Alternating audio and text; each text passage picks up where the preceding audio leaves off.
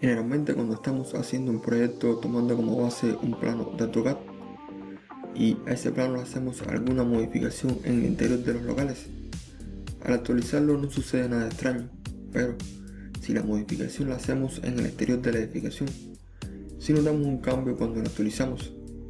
Entonces, hoy les voy a enseñar lo que deben hacer para colocar el plano en su sitio. Buen día a todos, mi nombre es José Manuel. Actualmente trabajo como especialista de proyectos de ingeniería y me complace darles la bienvenida a otro video tutorial sobre Dialux Evo. Bien, aquí tenemos nuestra edificación, pero supongamos que por X motivo le hemos hecho una modificación al plano, agregándole otra edificación con sus locales. Entonces, cuando importamos el plano para actualizar los cambios en Dialux Evo,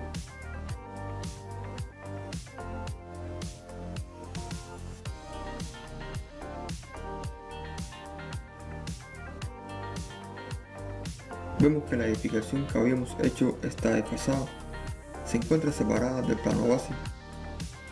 Ahora, ¿cómo solucionamos este problema? En el recuadro posicionamiento, damos clic en desplazar plano.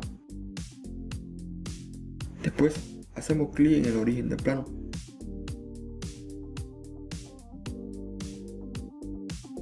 Luego, nos desplazamos hacia el origen de nuestra edificación.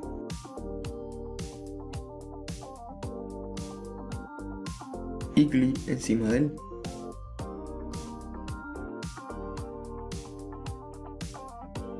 Como pueden ver, acabamos de desplazar el plano de AutoCAD a su lugar inicial en el espacio de trabajo en Dialux Evo.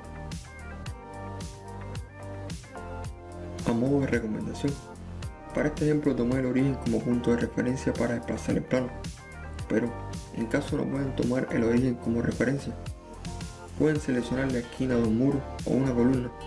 Lo importante es que sea un punto exacto de coincidencia entre el plano y la edificación en Dialux Evo. Bueno, espero este tutorial les haya sido de utilidad.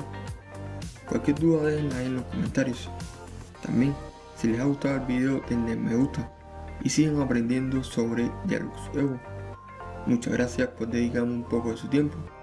Tengan un buen día y nos vemos en un próximo video.